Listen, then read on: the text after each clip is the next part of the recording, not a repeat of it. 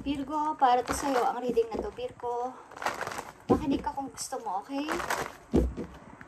Reading for Virgo. Kung kayo ay Virgo, para to sa inyo, guys. Message today sa mga Virgo.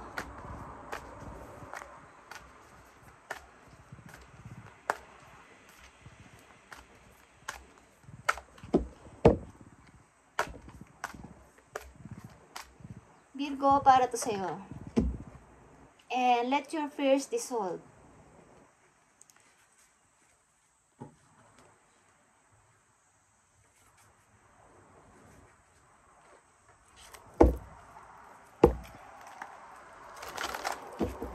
Kumusta na kayo, Virgo? Kayo ba ay nasa mabuting kalagayan, guys?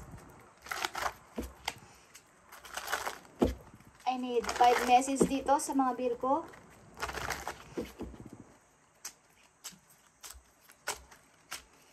Message sa mga Virgo. I need 5 messages dito.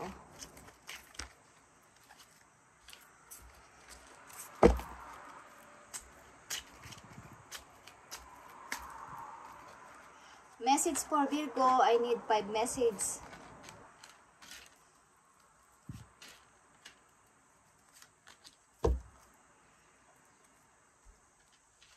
Okay. So Virgo, relax is your message. Mag-relax kayo, guys. Something. May dapat kayong ipag-relax, so dapat kayong mag-relax. This time. Okay, Virgo. I need message for Virgo. 9 of Wands. 5 of Wands. Ang dami yung mga pinaglalaban sa buhay. 4 of Wands. 6 of Sword. Queen of Sword. Wow. Puro ito black, guys. Virgo.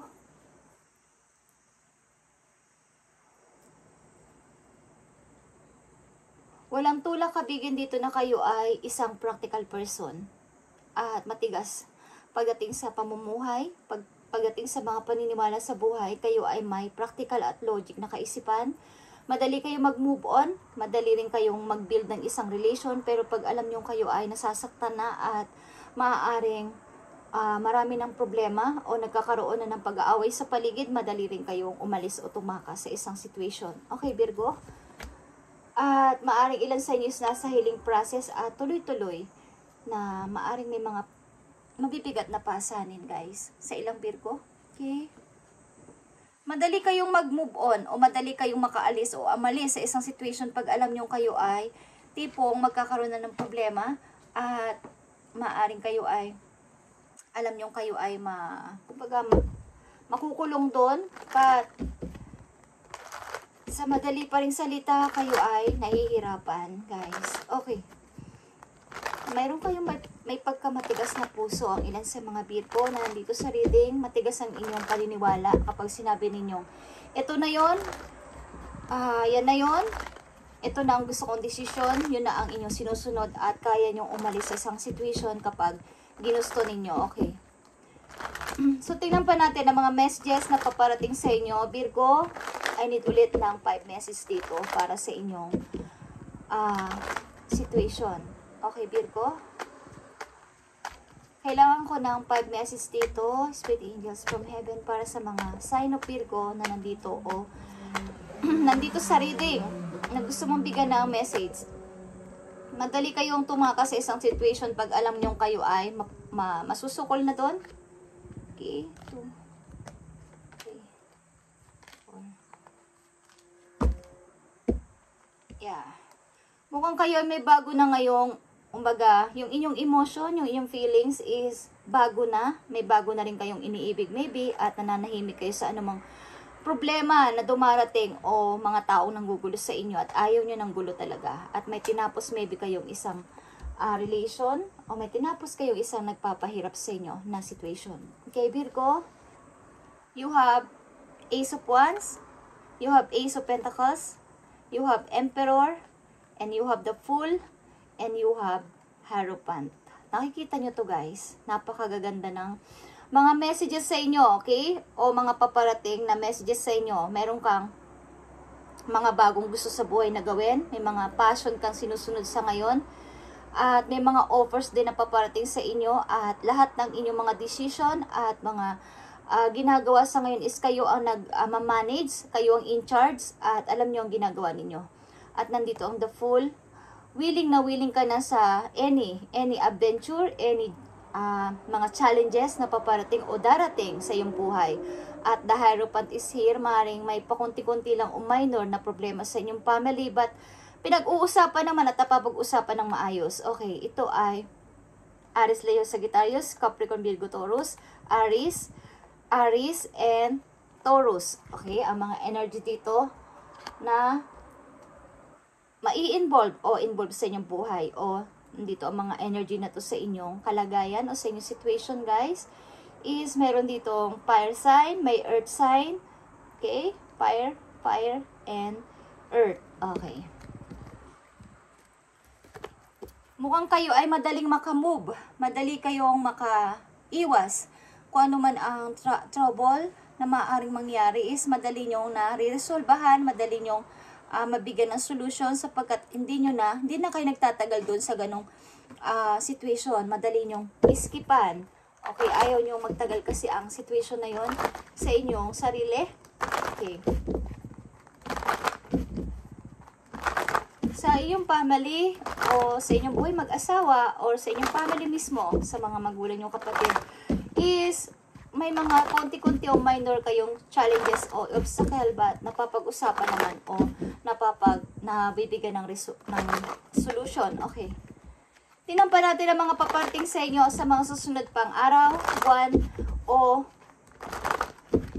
taon. Okay. Virgo, I need dito ng 3 message for you sa mga susunod na araw, linggo, buwan, okay, o taon sa buhay ninyo, Virgo. Mga outcome. Okay. Marami kayong gustong gawin, guys. Gusto nyo rin mag-travel, pero nauudlot. Okay.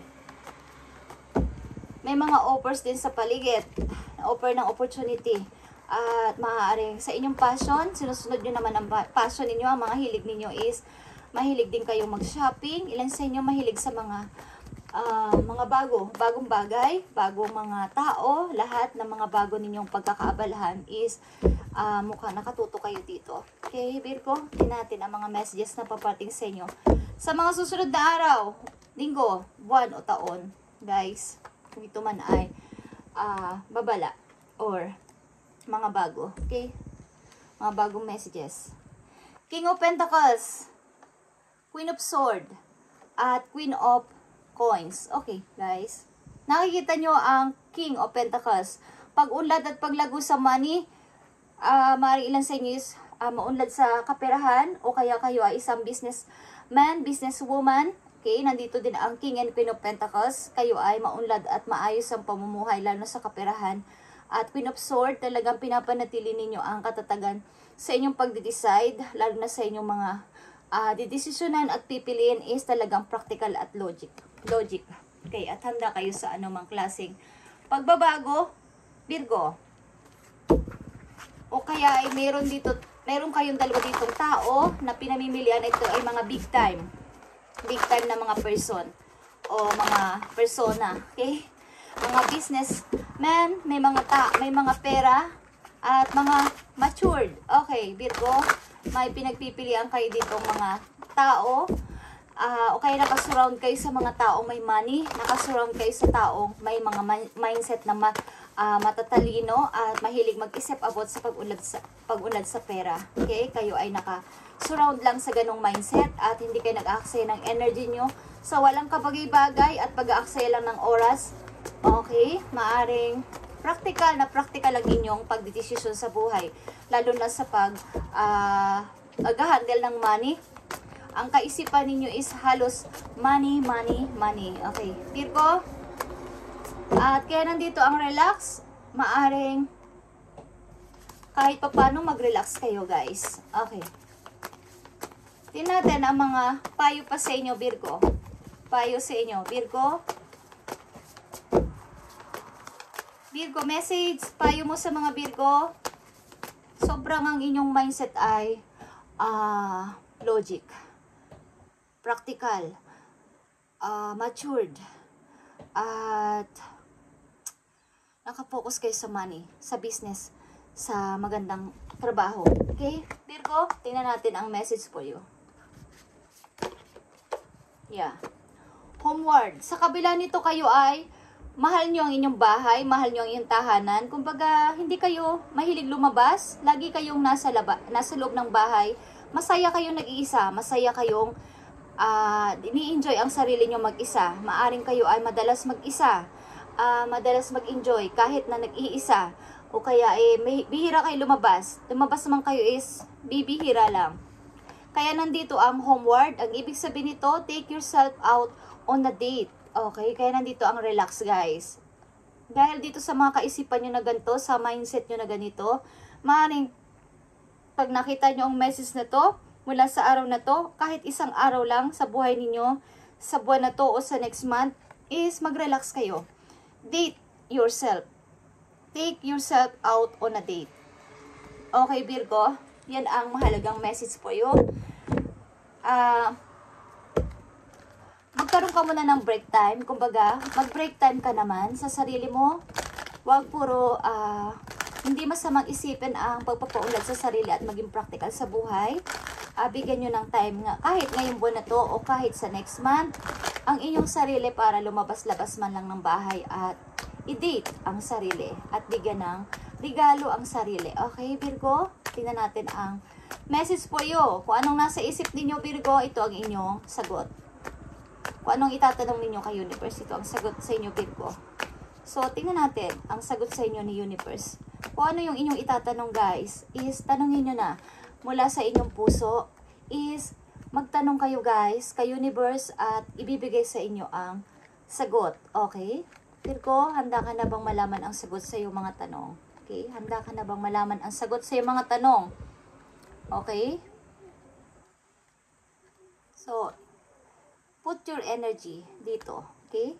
Virgo, at itanong mo kay Universe ang kung anong tanong mo, sasagutin yan ni Universe. Okay?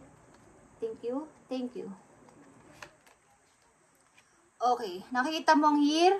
Okay. Year. Taon.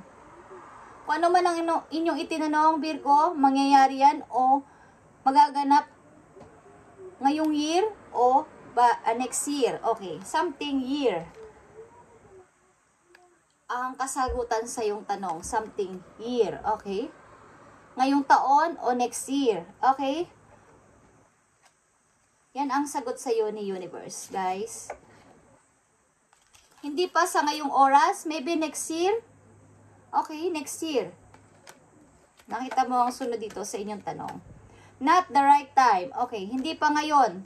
Hindi pa ngayong year na to. Maybe next year. Okay, tandaan mo ang sinabi ko. Maybe next year. Mangyayari ang yung tinanong. Okay? Thank you and God bless, Virgo, and pagpalain ka ni Lord sa iyong mga araw-araw na ginagawa at God bless talaga sa inyo, guys, at mag-ingat kayo kung saan man kayo naroroon na lugar.